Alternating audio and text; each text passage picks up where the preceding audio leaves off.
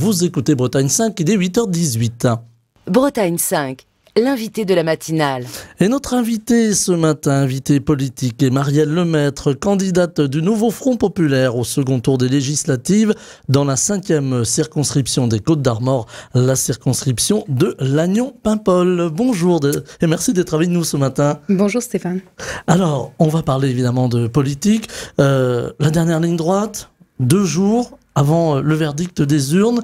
On est dans quel état d'esprit vous êtes là ce matin et depuis quelques jours avec quand même, on sent une certaine pression qui monte. En fait, plus déterminé que jamais, avec l'ensemble des forces du Nouveau Front Populaire, on est sur le terrain tous les jours, dès 6h du matin pour certains d'entre nous, sur les ronds-points, à la gare, mais aussi sur les marchés, pour aller rencontrer tous nos électeurs qui sont pour certains perdus, effrayés par la montée de l'extrême droite partout en France, mais particulièrement en Bretagne, où on n'était pas habitué à ce profil politique. Et donc, c'est important de pouvoir rencontrer chacun et pouvoir porter un programme d'espoir, un programme de changement qui rejoigne à la fois ceux qui sont en colère et avec légitimité complète contre la violence de la politique néolibérale macroniste depuis 7 ans, contre laquelle M. Botorel n'a pas du tout réussi à protéger la circonscription, la destruction de l'hôpital, les services publics en est la preuve. Et donc, rejoindre tous ces mécontents, toutes ces personnes qui ont du mal à vivre aujourd'hui et leur présenter les solutions aux problèmes plutôt que des boucs émissaires. Alors, on aura une triangulaire à Lannion, Lannion-Paimpol, donc sur cette circonscription, cette 5e circo, comme l'on dit, des Côtes-d'Armor. Vous avez décidé de ne pas vous retirer, finalement, de continuer à être dans la course. Après le premier tour, très vite, le Nouveau Front Populaire a pris la position très claire de retirer tous les candidats Nouveau Front Populaire qui étaient en 3e position pour éviter le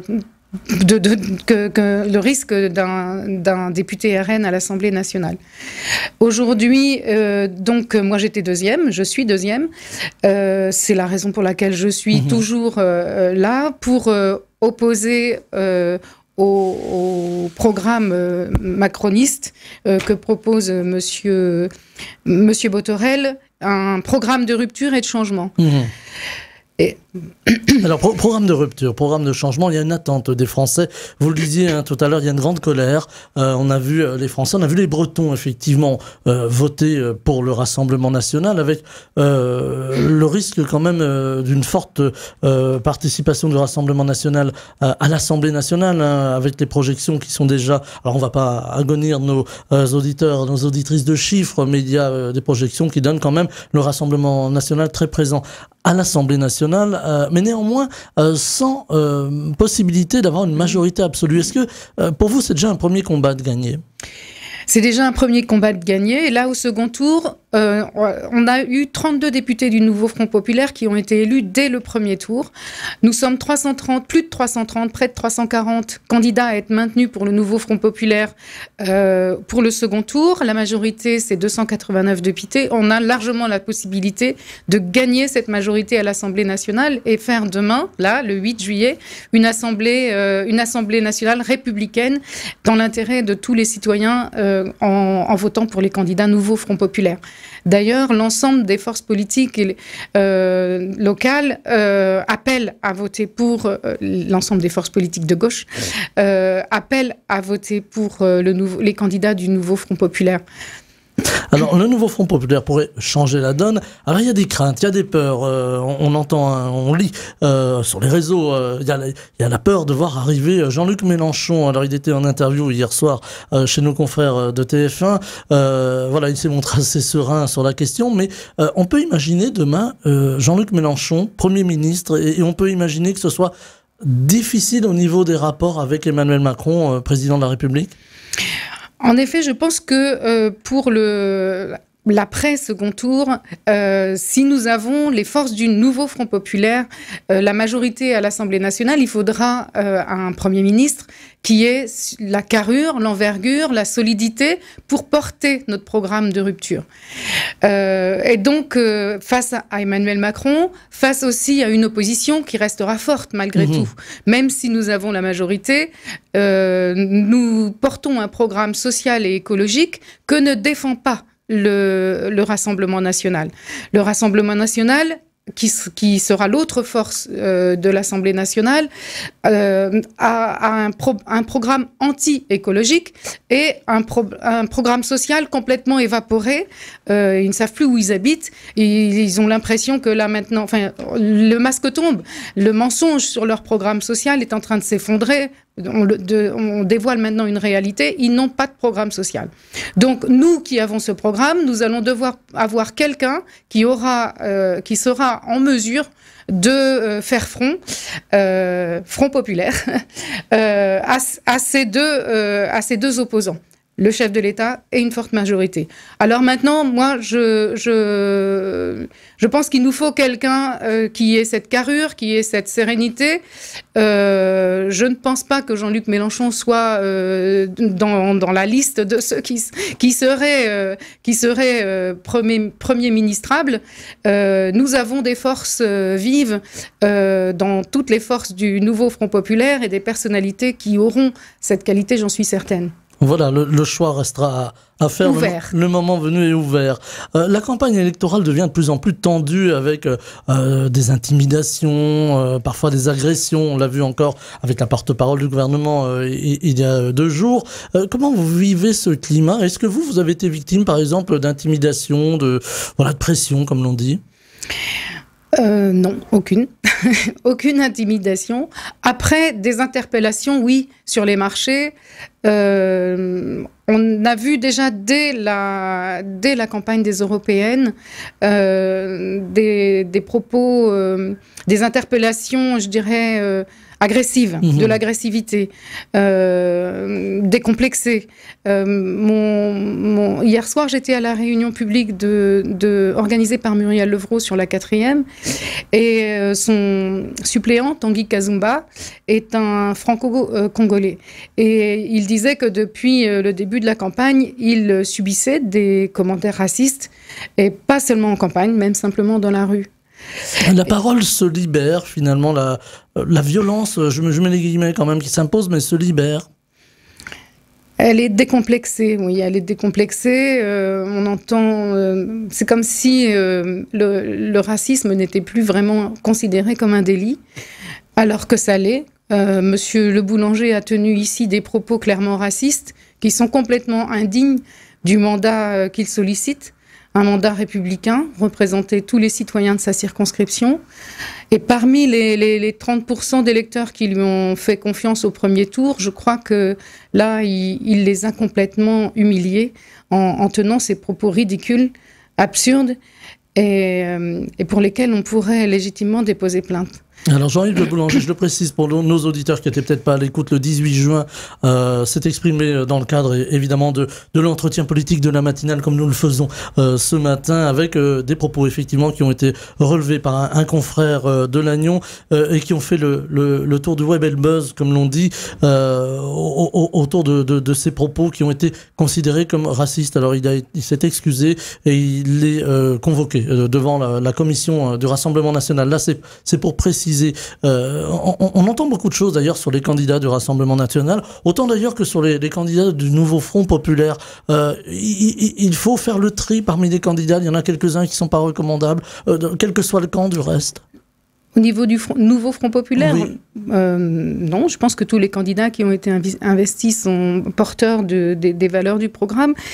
Par contre, concernant les candidats du Rassemblement national, je crois qu'ils sont plus d'une centaine, près de 200, à avoir tenu des propos racistes ou avoir eu des comportements racistes. Clairement, pour certains, avoir été condamnés, ils ont été obligés de retirer leur candidature.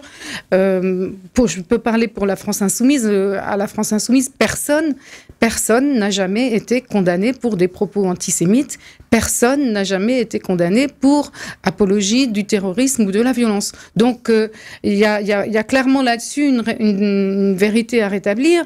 On a d'un côté un parti d'extrême droite, c'est comment le Conseil d'État qui le dit, et d'un autre côté, un parti républicain. La France Insoumise n'est pas un parti d'extrême droite.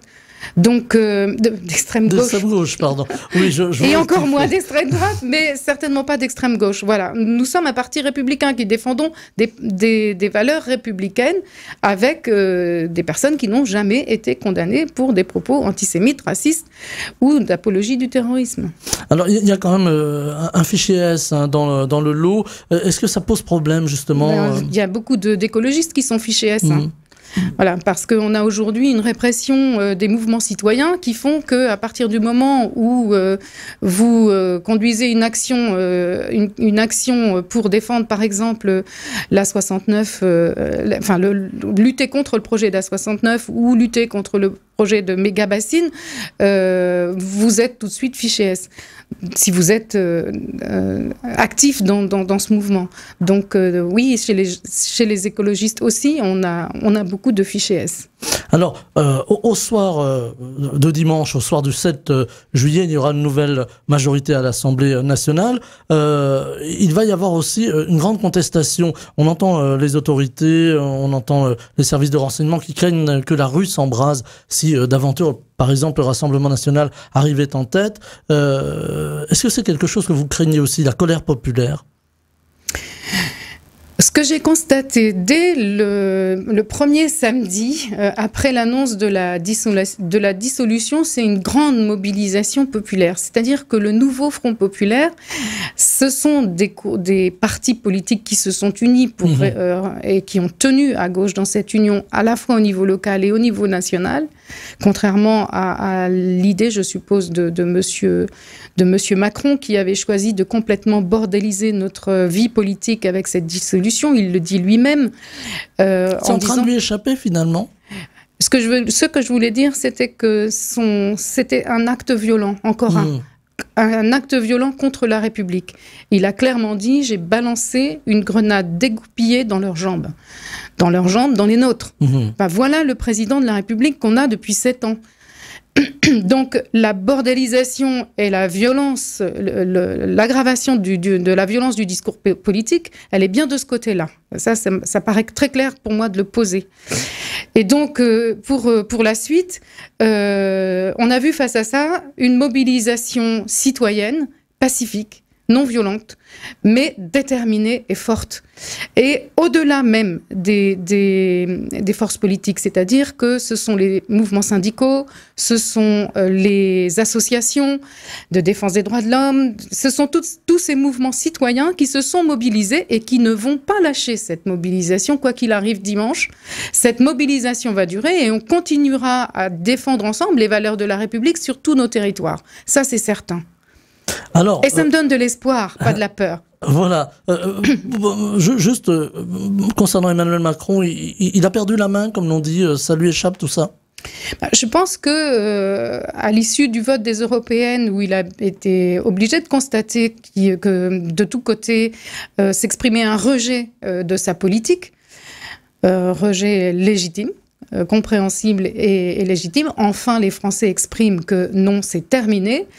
On n'en veut plus de cette austérité qui nous éreinte, qui nous épuise, qui nous appauvrit, alors qu'on est la 7e puissance mondiale économique. Il n'y a pas lieu qu'on soit en risque vital parce qu'on n'a pas le médecin, on n'a pas l'hôpital ouvert quand on en a besoin.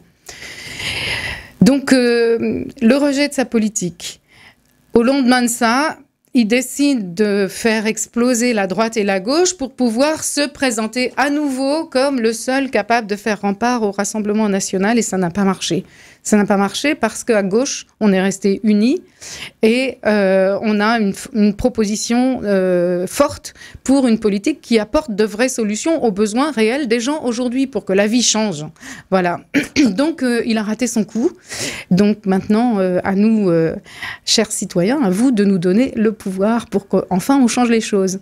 Alors, vous voulez changer les choses sur nombre de domaines. Alors, on ne va pas tous les balayer ce matin. On les a évoqués très souvent dans la matinale. Sur cette très courte campagne, il faut le dire, nous aussi, on a eu un peu de mal à s'organiser, il faut bien le préciser. Mais des domaines essentiels. Vous avez parlé tout à l'heure, Marielle Lemaître, du pouvoir d'achat, du logement, parce que c'est important aussi. La crise du logement est ici, particulièrement en Bretagne. Nous sommes dans une zone très tendue. Et la santé, aujourd'hui, ça préoccupe aussi les Français, la santé. Vous faisiez allusion à l'hôpital de Guingamp, de Lannion. Aujourd'hui, la santé est j'allais dire presque en urgence. J'allais dire aussi demain, c'est-à-dire concrètement lundi prochain, le 8 juillet, ce sont ces dossiers-là qui seront prioritaires. Bien sûr, en priorité l'hôpital, sauver l'hôpital pour l'été qui arrive. Nous, on a la chance ici d'avoir une des plus belles circonscriptions de France. Allez, un peu de chauvinisme. Oui, allons-y. Trégor-Goëlo, une côte magnifique, une campagne très, très jolie aussi. Enfin bref, on attire du monde. Donc, on va multiplier notre population pendant l'été, comme chaque été. Notre hôpital est en crise. Donc, c'est urgent pour cet été de donner les moyens à l'hôpital d'accueillir tous les patients qui auront besoin d'être pris en charge. Donc ça, c'est la première urgence. Ensuite, évidemment, ce sera donner des moyens et restructurer l'offre de soins par la régulation de l'installation des médecins traitants sur l'ensemble du territoire. Les médecins, on en manque, mais on en a aussi. Il y a des zones qui ne sont pas du tout en souffrance, contrairement à la nôtre. Donc, il est important aujourd'hui de pouvoir réguler l'installation des médecins traitants. Mais surtout, ce que je voulais dire par rapport à notre programme, ce qu'il est urgent de faire, c'est de rétablir les services publics parce que les systèmes économiques ont besoin du service public. C'est la directrice de la Technopole Anticipa de Lannion qui me disait ça. Pour pouvoir maintenir le développement économique qu'ils soutiennent de façon très dynamique et très forte sur Lannion, c'est la Technopole Anticipa, c'est vraiment quelque chose d'extraordinaire. Ils ont besoin de 4 choses, m'a-t-elle dit. Ils ont besoin d'accessibilité au territoire, ils ont besoin de logement, ils ont besoin d'un système de santé pour leurs salariés et ils ont besoin de formation. Ces 4 choses-là, c'est du service public. Et c'est elle qui le dit, c'est-à-dire que notre programme, non seulement il est réaliste, mais en plus il est souhaitable. C'est-à-dire que si on veut soutenir notre développement économique, on a besoin de soutenir nos services publics. Et la logique de Macron, c'est de donner de l'argent aux plus riches. Il y a un élu qui m'a parlé de ça, c'est un élu qui se bat pour les EHPAD et qui m'a dit je n'ai plus qu'un mois de salaire dans mon budget, je n'ai plus qu'un mois de salaire pour les salariés de l'EHPAD devant moi. On est à la moitié de l'année. On n'a pas parlé du grand âge, mais c'est aussi une préoccupation. Oui, voilà, nos aînés sont maltraités dans nos structures. C'est pas parce que les professionnels de ces structures sont de mauvaise volonté, absolument pas. Au contraire, ils sont malheureux eux-mêmes, ils sont en souffrance, comme à l'hôpital ou comme dans les services sociaux. Ils sont en souffrance de ne pas pouvoir faire leur travail comme ils souhaiteraient le faire, c'est-à-dire dans l'intérêt des personnes, simplement parce qu'ils n'ont pas assez de moyens. Et donc, j'ai perdu le fil de ce que je voulais dire. Voilà, je vous ai un petit peu coupé, pardonnez-moi. Voilà, on parlait effectivement de ces difficultés à avoir des services publics sur le terrain, services publics qui sont nécessaires, particulièrement effectivement dans la santé, dans le grand âge, et aussi pour le tissu économique et la formation. Oui, voilà. Tous les maires et j'ai rencontré aussi des agriculteurs, j'ai rencontré un ostréiculteur, j'ai rencontré des représentants des salariés du bâtiment, et tous sont sur cette même ligne qu'on a besoin de soutien et on a besoin de salariés qui s'installent et qui restent. Donc ça veut dire, notamment dans l'hôtellerie, la régularisation des travailleurs sans papier, de façon leur donner une stabilité parce que leurs employeurs ont besoin d'eux. Ça, c'est une première chose. Ensuite, toutes les TPE, PME, donc on retrouve aussi en agriculture, ont besoin de soutien, d'un soutien économique pour pouvoir envisager la politique qu'on propose et avec laquelle ils sont souvent d'accord, de sécuriser leurs salariés en augmentant les salaires. Augmenter les salaires, ça veut dire augmenter le pouvoir d'achat des travailleurs et ça veut dire aussi augmenter les cotisations pour renforcer notre système de sécurité sociale. Mais ça veut dire pour les TPE, PME, augmenter ce qu'ils appellent des charges. Et donc là, c'est pour ça que notre programme prévoit de compenser cette augmentation par des aides publiques. Apporter des aides publiques aux TPE, PME pour pouvoir relancer l'économie par l'augmentation des salaires. On a le sentiment, en écoutant votre programme, qui est très social, d'une forme de grand plan, comme on a pu en avoir jadis, du temps du général de Gaulle, où l'État était un peu interventionniste et disait, voilà, le cap à suivre. Est-ce qu'on a perdu, justement, au fil des ans, et de l'exercice de la politique, cette projection dans l'avenir et aussi cette idée de dire, voilà, on va un petit peu contingenter, régenter les grandes lignes pour pouvoir avancer, pour pouvoir se projeter? On sort de 7 ans de néolibéralisme et le néolibéralisme, c'est la lutte contre l'État social, mais le renforcement de l'État répressif. Donc, on a une vision de l'État aujourd'hui qui n'est pas une vision d'un État protecteur. On a même complètement décrédibilisé cet État-providence en disant... mais en même temps, c'est le rôle de l'État de s'occuper des citoyens, de tous les citoyens, et de garantir nos principes républicains qui sont la liberté, l'égalité, la fraternité. Et ça veut dire... ça ne veut pas dire ce que dit M. Macron, je donne aux plus riches. Et c'est ça que je me souvenais, la formule du maire, c'est que M. Macron nous promet le ruissellement, il nous a juste apporté l'assèchement. C'est-à-dire qu'il a aspiré les richesses pour les donner aux plus riches, et puis ça a asséché nos moyens ici en local. Donc le rôle de l'État, c'est de faire revenir cette richesse pour garantir l'égalité sur l'ensemble, l'égalité de droit sur l'ensemble du territoire, qu'on soit quelqu'un de très âgé, qu'on soit quelqu'un d'handicapé, qu'on soit quelqu'un qui travaille. Voilà. Avec une grande désespérance, une grande colère, ça nous ramène un petit peu au début de la conversation, des Françaises, des Français, des Bretons et des Bretonnes. Allez, on va pas oublier les Bretonnes, elles pèsent beaucoup et dans l'économie et dans la vie. Voilà. On a le sentiment d'une grande désespérance. Ça va être dur de, j'allais dire, raccommoder les esprits, de faire les gens se parler entre eux, de redonner finalement une expérience, comme vous le disiez. Ce que je vous disais tout à l'heure, c'est que ce samedi-là, c'était plus de 2000 personnes à Lannion et c'était, je ne sais pas combien, mais un grand nombre de personnes à Paimpol. Tout ça le même jour. Sur notre circonscription, on a vu des gens, au contraire, se parler, chanter et réclamer de l'espoir et y croire. Et être déterminés à se parler, à se rassembler pour défendre nos droits, pour défendre la liberté, pour défendre les belles idées républicaines que la France porte. Je lisais sur un réseau social fort connu quelques personnes qui s'exprimaient autour de l'espoir, qui disaient on a aujourd'hui le même espoir. Alors, ce sont des personnes qui ont vécu 1981, je le précise pour nos auditeurs, nos auditrices. On est en train de vivre finalement le même espoir que quelques heures avant l'arrivée de François Mitterrand au pouvoir, le 10 mai 81. Eh bien, écoutez, je souscris des deux mains. On est en effet à la veille de pouvoir avoir une majorité du nouveau Front populaire dès le 8 juillet et de retrouver une image de la France qui est celle de la confiance, et de la confiance en son prochain, de la confiance en un développement économique qui est réel, mais avec une forte chance pour chacun de participer à cette richesse plutôt que de la capter pour une minorité. Remettre un peu de collectif dans l'individualisme du moment. On pourrait le traduire aussi comme ça. Oui, l'individualisme du moment, c'est encore une fois cette politique qui renvoie chacun à sa propre responsabilité dans sa réussite et dans son échec. Et ça, il faut vraiment qu'on puisse sortir de ça. C'est-à-dire que c'est pas vrai que quand on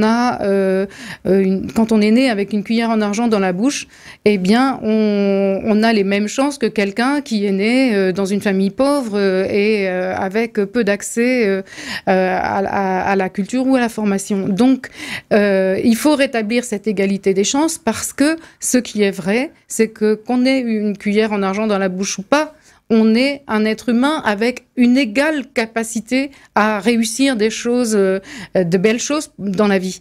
Et ça tient si on a un État qui est capable de nous donner nos chances.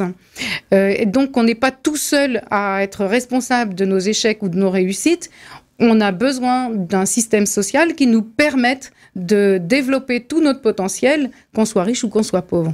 En fait, l'espoir aussi pour la gauche de reconquérir les électeurs, mais aussi plus largement les Françaises, les Français, les Bretons, que la gauche avait peut-être un peu oublié dans les batailles politiques du passé et avait laissé le terrain peut-être au Rassemblement national, par exemple.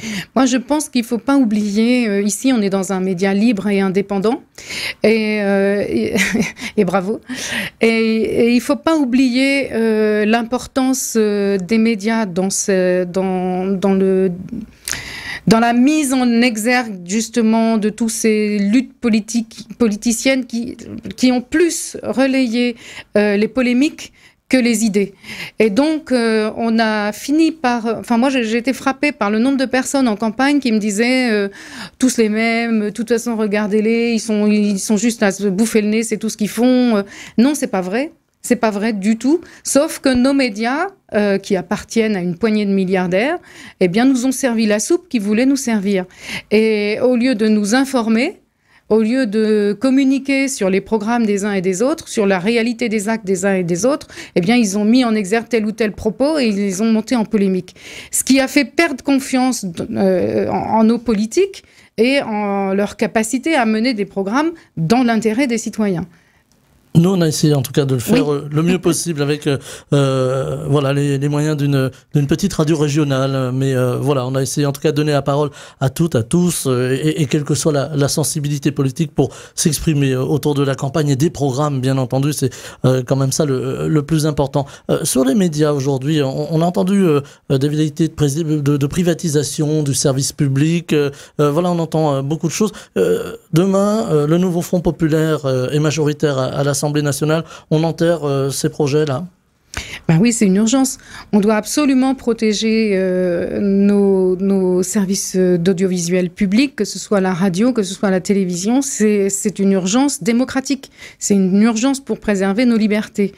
Donc, c'est important de pouvoir offrir un modèle de financement et aussi de contrôle pour que nos médias ne puissent pas être récupérés comme des simples instruments de propagande au service des plus riches.